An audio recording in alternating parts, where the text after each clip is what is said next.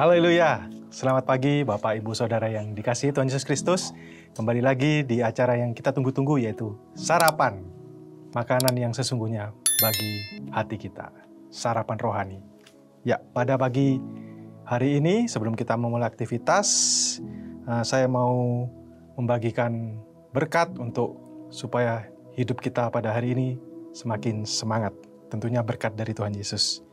Kita akan sama-sama menerima berkat lewat seorang tokoh di Alkitab. Kita tahu Tuhan pasti selalu memberkati dan menyertai setiap orang yang berjalan seturut kehendak-Nya.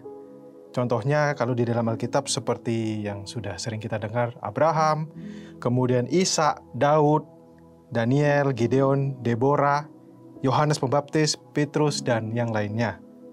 Tuhan juga memberkati dan menyertai orang yang juga jalannya berlawanan dengan kehendak-Nya, kehendak Tuhan. Asalkan dia bertobat dan kembali ke jalan yang dikehendaki Tuhan. Contohnya Paulus, bagaimana dia bisa berubah 180 derajat setelah menerima Yesus. Dari seorang penganiaya pengikut Kristus menjadi pengikut Kristus yang sejati. Nah, pada hari ini kita akan sama-sama belajar dan menerima berkat dari perempuan Samaria seperti judul pada sarapan pagi hari ini. Nah, perempuan Samaria yang berbicara dengan Yesus di sumur Yakub merupakan bukti bahwa Tuhan tidak memilih-milih atau tidak pilih kasih dalam mengasihi manusia. Mari kita baca di Yohanes 4 ayat 6 sampai 7. Di situ terdapat sumur Yakub.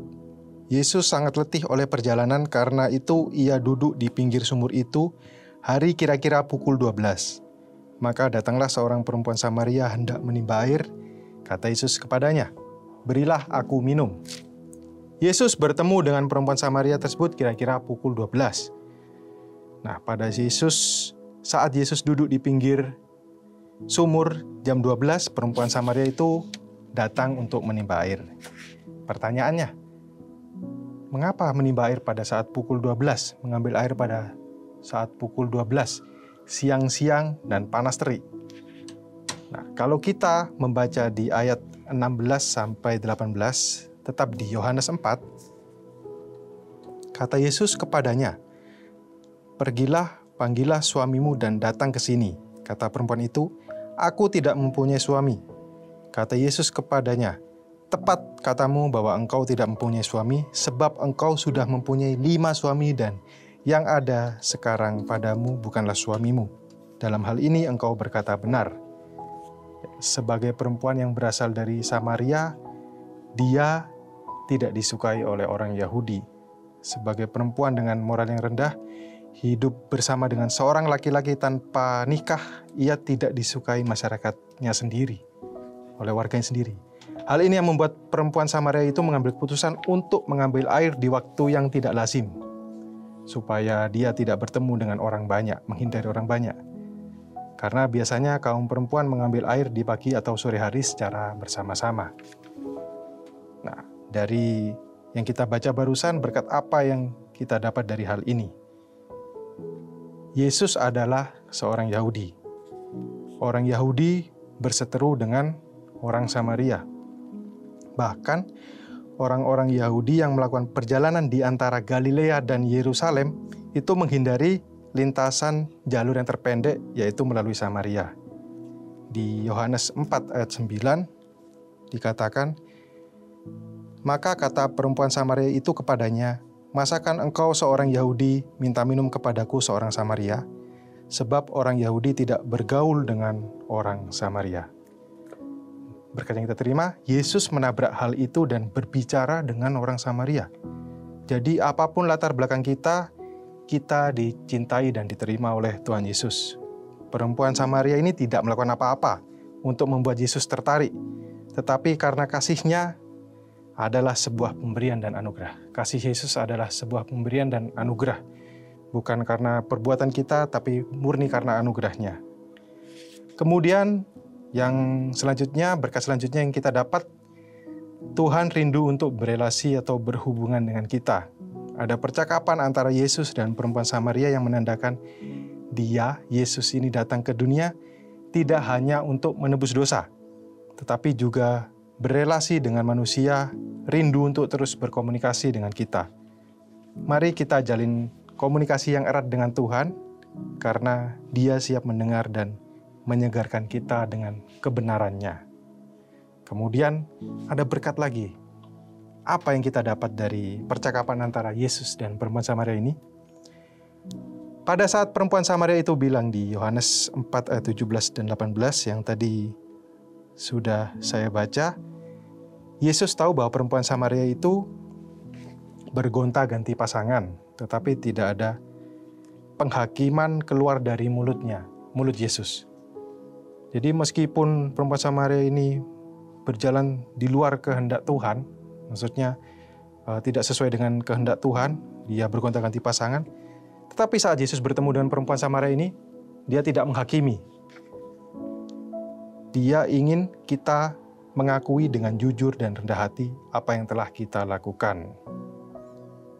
Ini bukan demi kepentingan Tuhan, tetapi untuk kepentingan kita. Karena saat kita mengakui dengan jujur dan rendah hati kepadanya, atas segala apa yang kita perbuat, dan kita menyadari kesalahan serta berbalik kepadanya, maka akan tersedia pemulihan dan pengampunannya bagi kita seperti perempuan Samaria ini yang sudah berbicara dengan Yesus. Jadi Yesus tidak pernah menghakimi saat kita melakukan kesalahan ataupun apa, dia tidak menghakimi kamu berbuat salah. Tapi Yesus merangkul kita supaya kita mengeluarkan keluh kesah kita, dan pasti di situ ada pemulihan dan pengampunannya bagi kita. Kemudian berkat lain lagi yang kita dapat adalah bahwa Tuhan bisa memakai siapa saja untuk menjadi saluran berkat-Nya. Kita baca lagi di Yohanes 4, tetap di ayat 28 sampai 30. Maka perempuan itu meninggalkan tempayannya di situ lalu pergi ke kota dan berkata kepada orang-orang yang di situ, "Mari lihat, di sana ada seorang yang mengatakan kepadaku segala sesuatu yang telah kuperbuat. Mungkinkah dia Kristus itu?" Ayat 30, maka mereka pun pergi keluar kota lalu datang kepada Yesus. Perempuan itu membagikan berkat yang luar biasa yang sudah dia terima dengan bercerita kepada orang-orang yang di kota. Ayat 39 sampai 42, tetap di Yohanes 4. Dan banyak orang Samaria dari kota itu telah menjadi percaya kepadanya karena perkataan perempuan itu yang bersaksi, "Ia mengatakan kepadaku segala sesuatu yang telah kuperbuat." Ketika orang-orang Samaria itu sampai kepada Yesus, mereka meminta kepadanya supaya ia tinggal pada mereka, dan ia pun tinggal di situ 2 hari lamanya. Dan lebih banyak lagi orang yang menjadi percaya karena perkataannya, dan mereka berkata kepada perempuan itu, "Kami percaya, tetapi bukan lagi karena apa yang kau katakan. Sebab kami sendiri telah mendengar dia dan kami tahu bahwa dialah Yesus itu benar-benar juru selamat dunia." Jadi lewat kesaksian perempuan yang dipandang rendah oleh manusia, menjadi saluran berkat untuk kota itu, yaitu Samaria. Karena di Matius 23 ayat 12 berkata, "Dan barang siapa meninggikan diri, ia akan direndahkan, dan barang siapa merendahkan diri, ia akan ditinggikan." Jadi kita berjalan bersama Tuhan, rendahkan diri kita, supaya Tuhan yang berada di seluruh kehidupan kita, maka Dia akan meninggikan kita. Apa yang direndahkan oleh manusia akan ditinggikan oleh Tuhan. Jadi pertanyaannya, mau jadi saluran berkat Tuhan seperti perempuan Samaria ini, berbagi kesaksian yang luar biasa kepada warga Samaria? Mau jadi saluran berkat?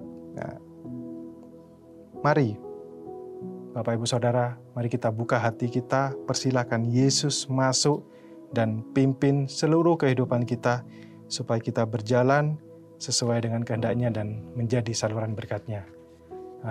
Kiranya renungan pada pagi hari ini memberikan semangat motivasi kita untuk kita beraktivitas dalam bekerja ataupun hal lainnya dalam kehidupan sehari-hari, terutama pada hari ini sesuai dengan kehendak Tuhan, kita berjalan sesuai dengan kehendak Tuhan. Haleluya. Firman Tuhan pada pagi hari ini, terima kasih, Tuhan Yesus memberkati.